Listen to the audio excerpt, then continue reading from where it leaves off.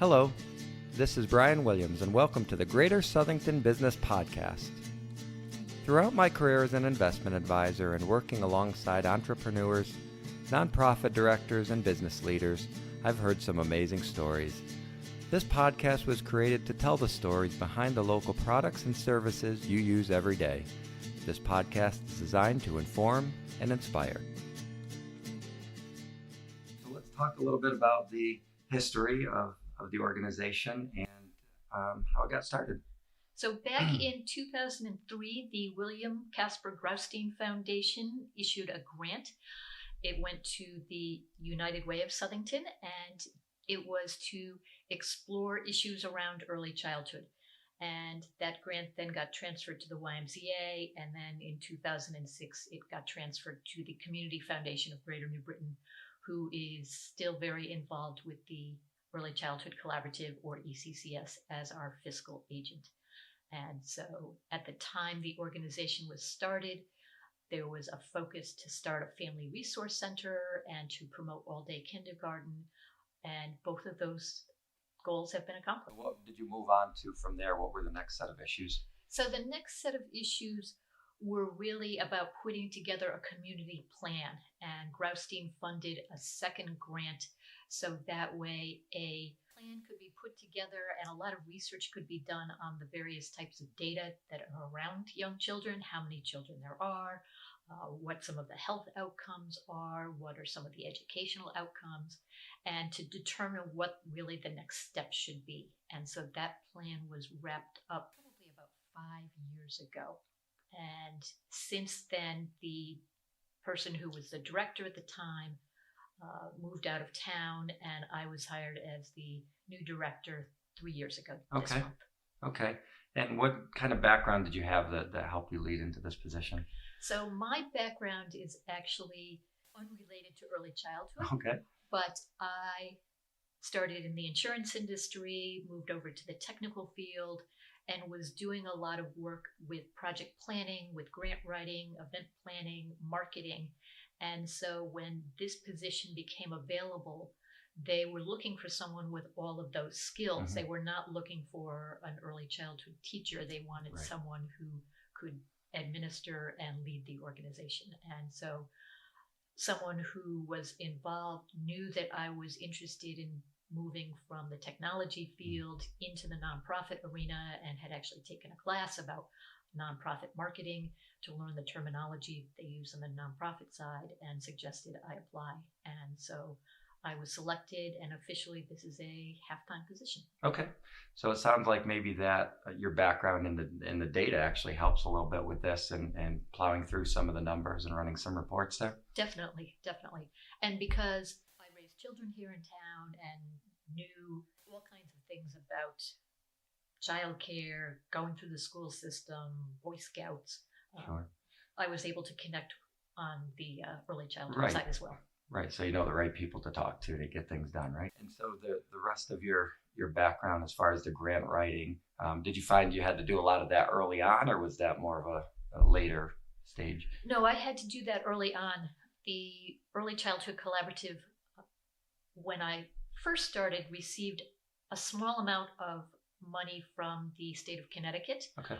That was really to help transition away from the Graustein Foundation. They had been funding 40-ish organizations similar to the ECCS in communities across the state, and they changed their focus away from early childhood.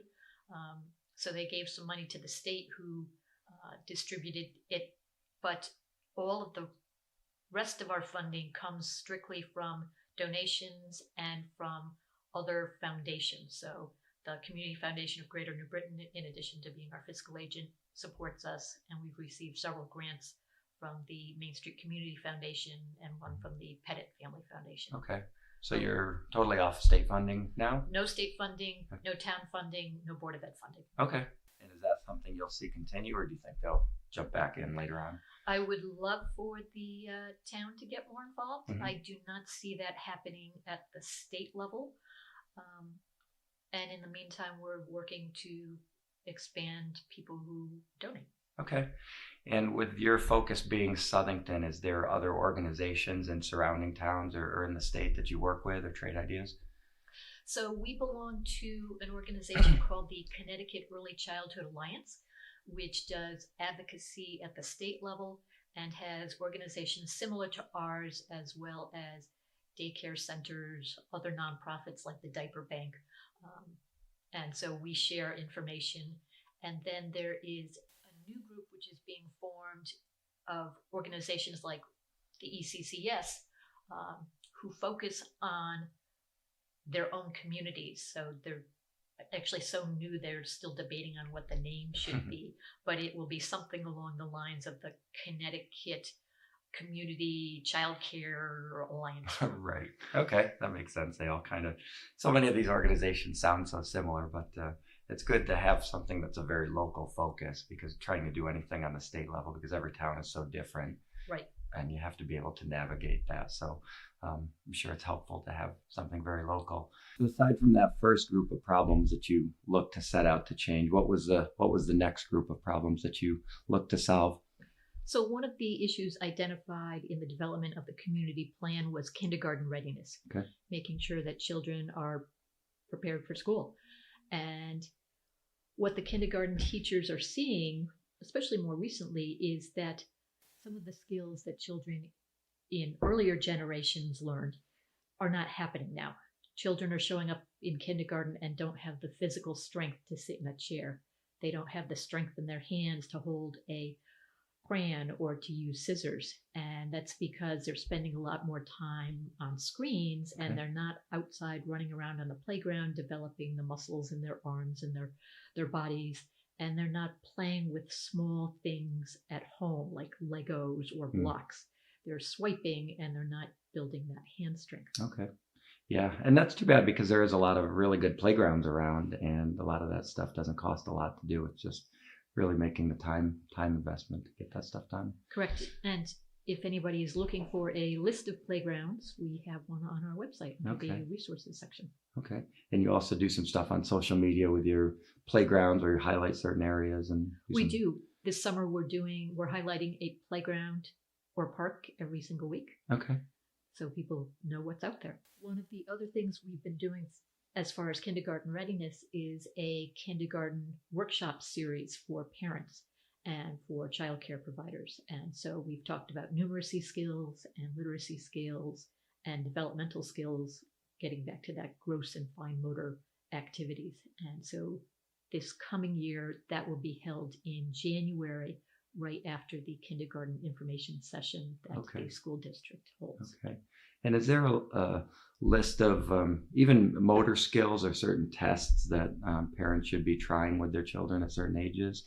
There is a list of expected milestones from a developmental standpoint. Okay. So, at certain points, they should be able to walk, they should be able to talk. And there's fairly detailed lists. Okay. And I can help promote that information through the CCS. We recently added an article to our website about milestones related to speech development. We had a speaker come in and do a workshop on language development. Okay. Because we had gotten a lot of questions about that. And people were not understanding that I think my child has an issue with speech, and they would get screened by the Southington School District, and the district would come back and say, no, your child is fine. And it's because some speech things are not expected until the child is 6, 7, or 8 years old. Okay. And the child's only 4. Right. And the parent can only hear that they think there's a problem, but it's developmentally appropriate for them not to be able to say or whatever it is until they're older. Right. And that's got to be a challenge too for at that age, whether the child really does have a developmental issue or whether they're just a little bit behind, or whether they're just not getting what they need at home. And, can they catch up with the right services, or is there something really that needs to be dive in a little bit deeper? Right. And in this particular issue, they aren't even behind. They're right on schedule, but the parents think they're behind. I see.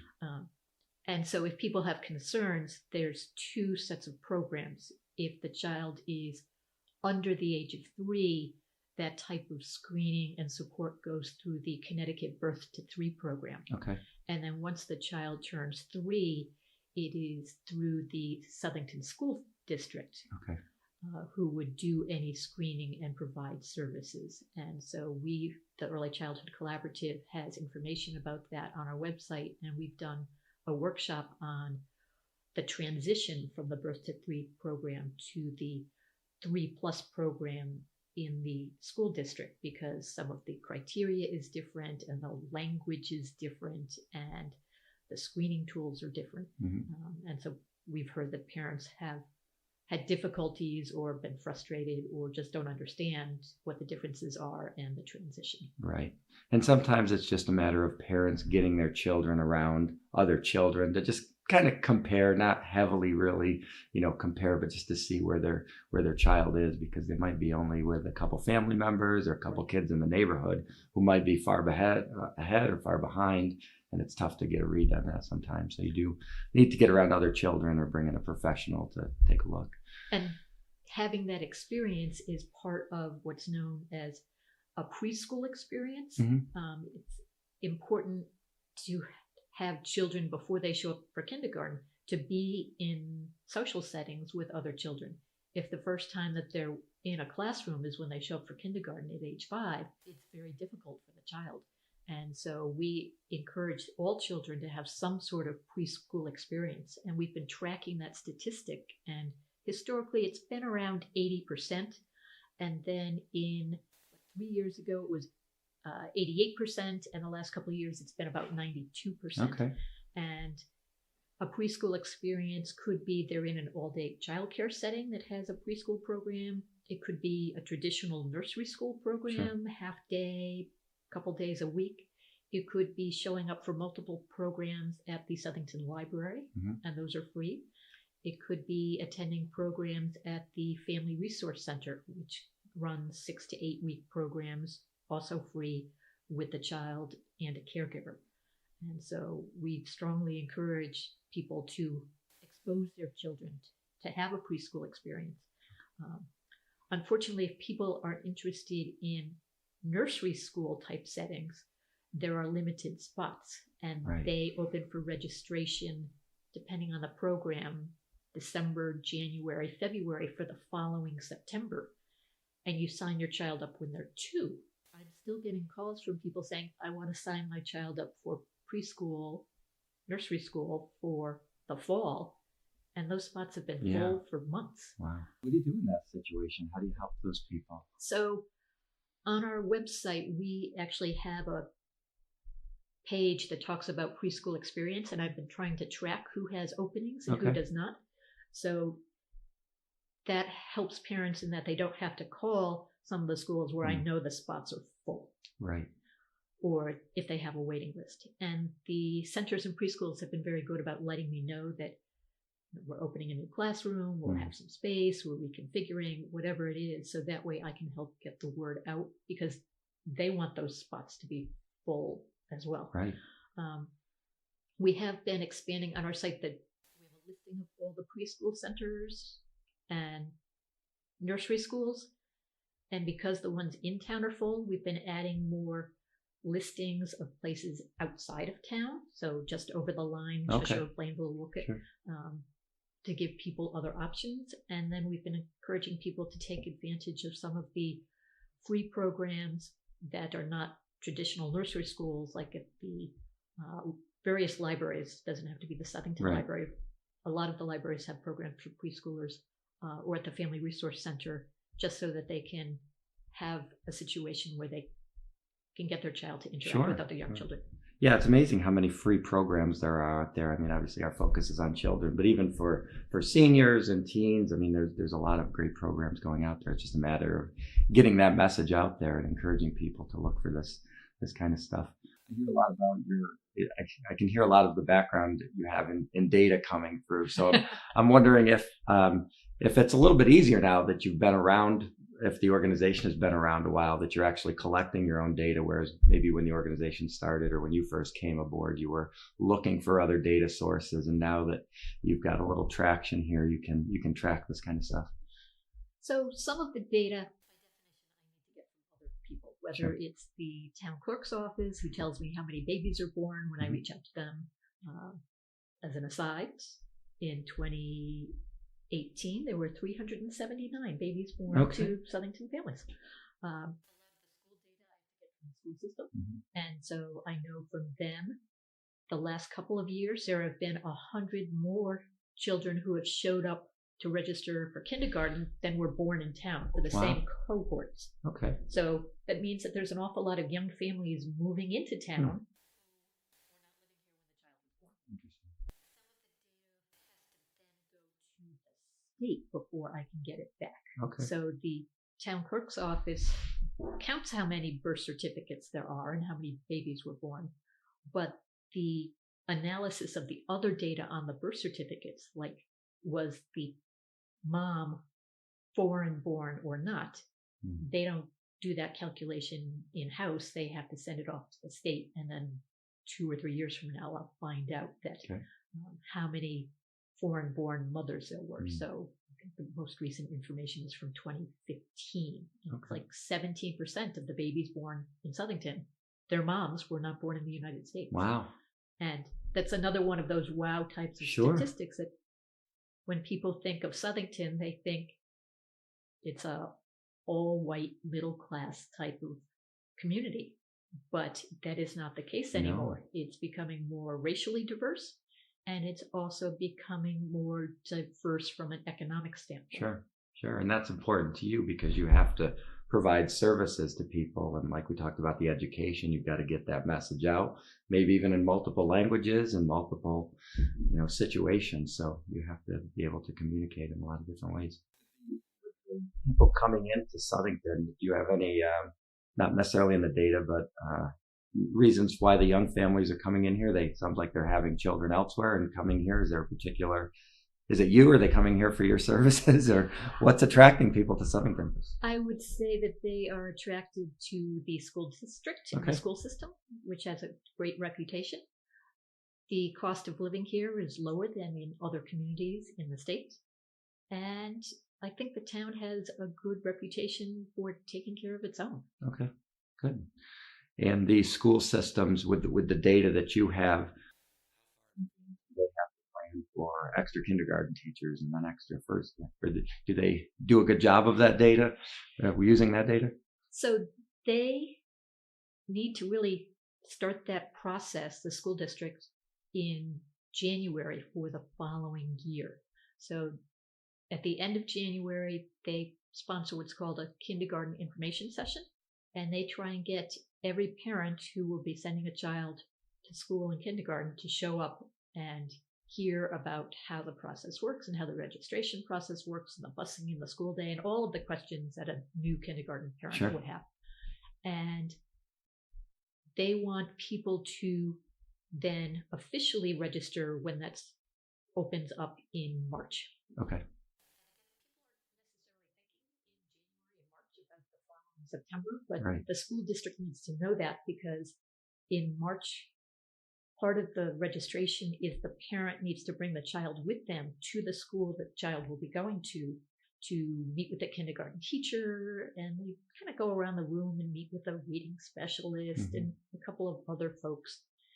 And then they go back in May for an orientation session where the child actually gets to see their classroom and go on a bus ride while the parents learn more information specific to their school, because school is out early in June. Right. And none of this work happens over the summer. So the registrar wants to get as many people into the system to be registered and go through orientation as possible in the spring. And they would rather have people sign up their children, even if they're unsure if their child is ready for kindergarten, and then back out, because it's a whole lot easier than having a whole bunch of people sign up at the last minute in August and then try and find teachers and reconfigure schedules. So, right, and nobody likes overcrowded classrooms. Certainly at that age. So we encourage any parent who's got a child of that age to go ahead and sign up and register, even if they decide at the last minute that their child is not ready. products and issues parents have with, even if they've got multiple children, some of the products that they used early on with their older children, whether it be car seats or cribs, that those products change and the recommendations change and regulations change. So how do you help parents out with that? So there are a couple of ways we do that. One, as new recommendations come out, we share that information mostly through social media, but also on our website. Sometimes we do events, like we co-sponsor with the Southington Police Department a car seat safety check. Okay. And the state of Connecticut changed their car seat laws about a year and a half ago, and we did a big promotion complete with signs that we marched in the Apple Harvest Parade to let people know about the new car seat regulations. Okay. And how about the cribs? How's that changed over the years? So when my kids were small, they had crib bumpers, there were stuffed animals, they had blankets, they had these little padded things that encouraged them to sleep on their side because the recommendations were transitioning to sleeping on the side is best. Now they want babies to sleep on their back. They don't want anything else in the cribs, no bumpers, no stuffed animals, not even any blankets. And so they make these kind of like sleeping bag products with arms that you put the baby in so that they're warm enough, but so it's not going to get tangled around them as they start to move around. And so the Connecticut Office of Early Childhood has put out a recommendation to the child care centers, no blankets, no cribs, and has been distributing some of these little zip-up sleeping bag things. And it's a recommendation because the regulations that need to be changed for that are just going to take a couple of years, and they don't want to wait that long. Right. Yeah, got to get that information out. I like those little zip-up sleepers. I wish I had one that fit me, so they're not such a bad thing. Yeah, they're called Snuggies. Yeah, Snuggies. Yeah, that's true. Yeah, you can get those. What do people do with their old cribs and old car seats? I know that's a tough thing because you can't, a lot of places won't take them in donations or secondhand shop. What do you recommend people do? Do they just have to discard them or recycle them? The cribs, I've seen stuff online where people convert them into other furniture. Okay. Yeah, I've seen that too. Yeah. Especially the ones with the bars that are too wide. You really cannot use them for babies anymore. And, the recommendation is to either convert them to something else or to throw them away. Yeah. Car seats expire after a certain period of time. And so those get tossed or recycled. Yeah. Same thing with the helmets and things too. Obviously they outgrow them, but there's a certain time frame that they can keep those. Correct. And speaking of helmets, there is a new helmet law. Previously, children under the age of 16 were required to wear a helmet when they were bicycling. And as of October 1st, they now need to be wearing a helmet when they are bicycling, skateboarding, rollerblading, roller skating, or scootering. Okay. Right. And that doesn't matter whether they're by themselves or with a parent. They got to have it on, right? Correct. And it doesn't matter even if the parent says, "Oh, you're okay. You don't need to wear a helmet."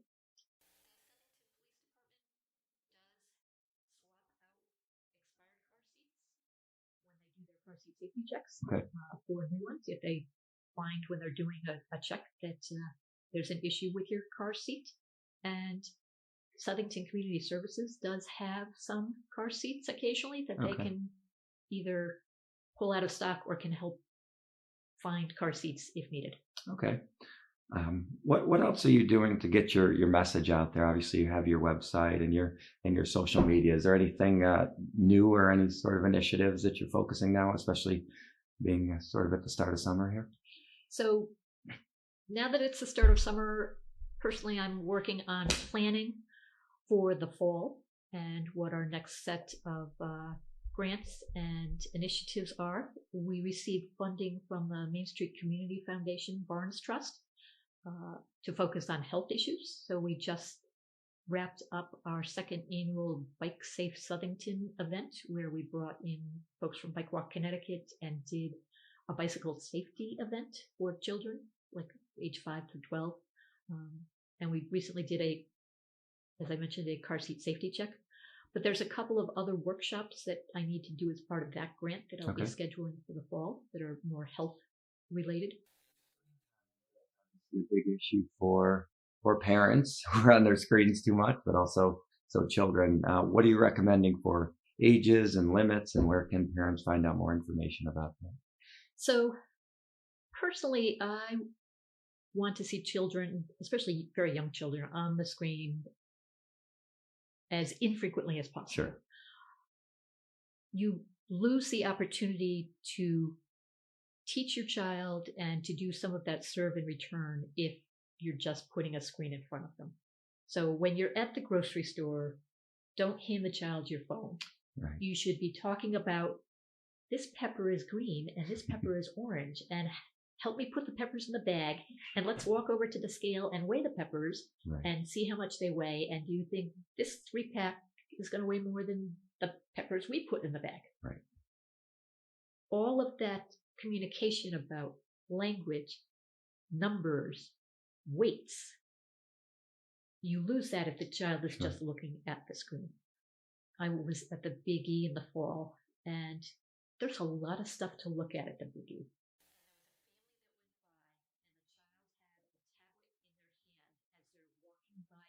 Elephant. Oh my goodness. And it was all I could do to run over and rip this tablet out of the child's hand and say, there's an elephant. Yeah. When will you ever see a Oh, live my elephant? goodness. And the child was involved with the screen. It was just heartbreaking. Yeah.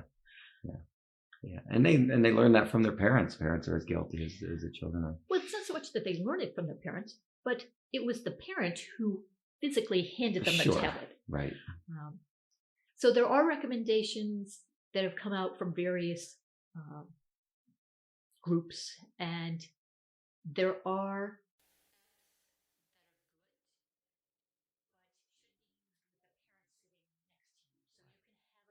conversation. So you watch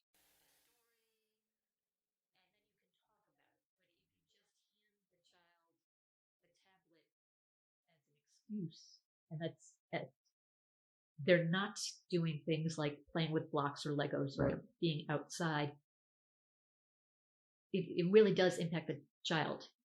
I mentioned before about the kindergarten teachers seeing that physically the children are not the same as they used to be, but they're also reporting that many of the children show up and don't have the empathy of previous children because they haven't spent time, for example, waiting at a restaurant to be seated and being able to watch the facial expressions of other people, or to have a conversation with the mom to say, oh, that person looks sad. I wonder why they look sad. Or it looks like they're having a celebration. Don't they all look happy? Right. Because children need to be taught emotions and names for emotions. And if they're looking at a screen, they lose that. Right. And the idea of being in the grocery store and just talking to them about things that they see. There's no age limit. I mean, even if you think even if your child isn't communicating back to you or talking back to you, they're still listening. They're still picking up on it. They still read your face and see the interaction. So that can, as soon as they're born, you can start with that. There's no problem it can continue even through elementary school and junior high school, middle school, because then you can bring in higher level math concepts. And you talk about price per pound, and which is the best deal if you want peppers. Are you better off getting the 3-pack or the single peppers, and make them do the math and figure that out? Sure. Yeah. Or tell the child that this is our weekly budget, and anything you save you can keep as your allowance. Right. There's all kinds of great math and numeracy things you can do in the grocery store for all ages. To get help for children. So how can we solve that, and what are you doing to help out there? So we're seeing a shortage in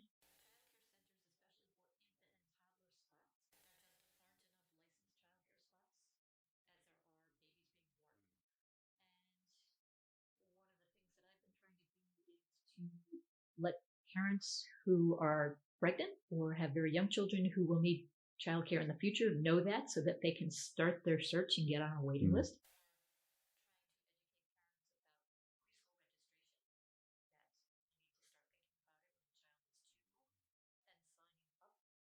Registration opens. The ECCS website does have a long resources section, and there's a special needs category. There's a support category. So if there's some sort of issue that parents have and they don't know who to turn to, they can look there or they can reach out to me and I can try and steer them in the right direction. Okay. Is this mainly a Southington problem, or are you seeing that across the state? The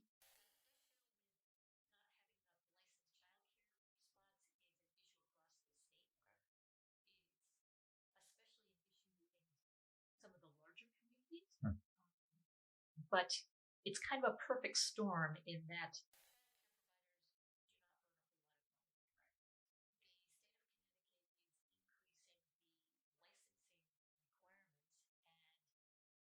heading towards a requirement that all child care teachers have a bachelor's degree. Hmm. And if you have a bachelor's degree in early education, you could go be a kindergarten teacher for a whole lot more money Right. than being.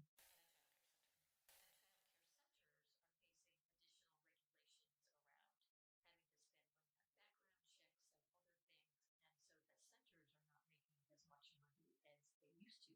And there's also a category of licensed child care providers called family child care providers. They used to Okay. be called home child care providers, where basically, traditionally, a mom who has young children would get licensed and have other people's children Sure. in their home. And if anybody's thinking about doing that under state law, you do need to be licensed. Right. Well, the regulations for that have increased as well.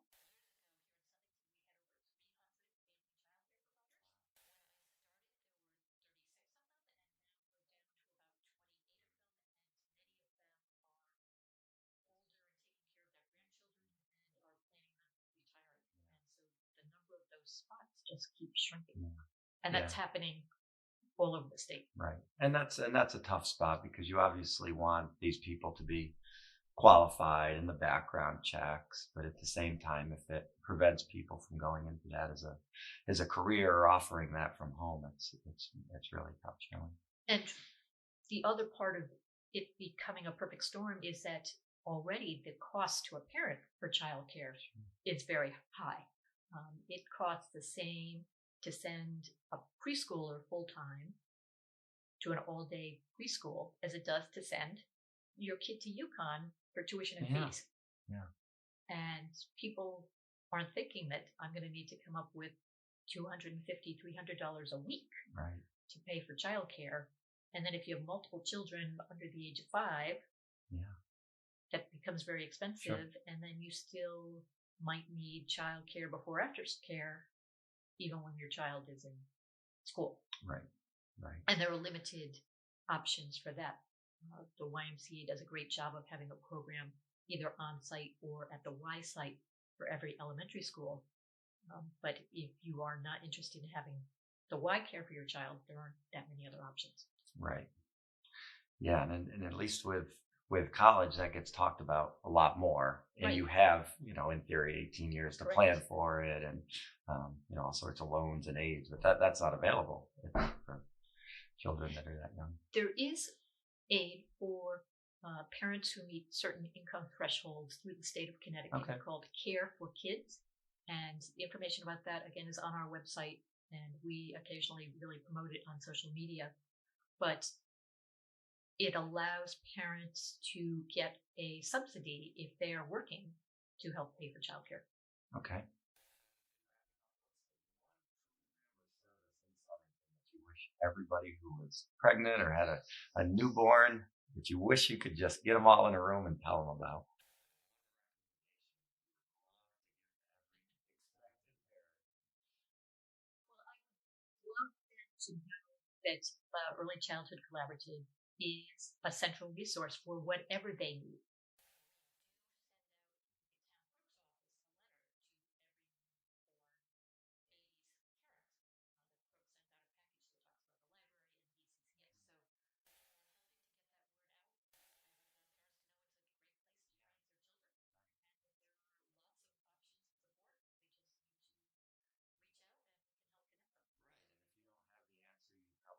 Somebody that does. And I know a lot of times people maybe if they're a little bit higher income or whatever, they might look at these town programs as being more for lower income, but that's certainly not the case at all.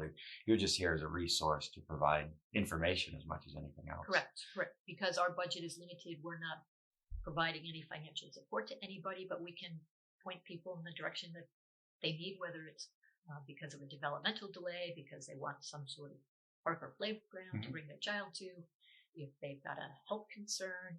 We've got listings of all the pediatric dentists and pediatricians on our site.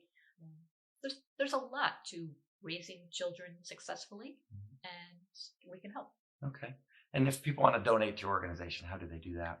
They can go visit our website. There's a big donate button right on the top that explains all the ways to do that. They can send in a check. Okay. Use a credit card. Yep, you'll take it all. We'll take it all. Whatever they want to do. And of course, every parent should be following you on Facebook and Twitter also, and keep an eye on your website. A lot of changes there. Correct. And one of the things we do on Facebook is promote activities for children. So we don't keep a calendar of other people's activities on our website, but we do promote it on Facebook. So promoting things like the farmers market, which is every Friday afternoon, doing things like the Southington Recreation Department on Tuesday evenings in the summer has a kids entertainment series where they bring in jugglers and musicians and all kinds of fun things to do with your child, and that's free at the drive-in. Great, a lot of free stuff, which is what every parent likes. So, all right, well, thank you very much, Joanne.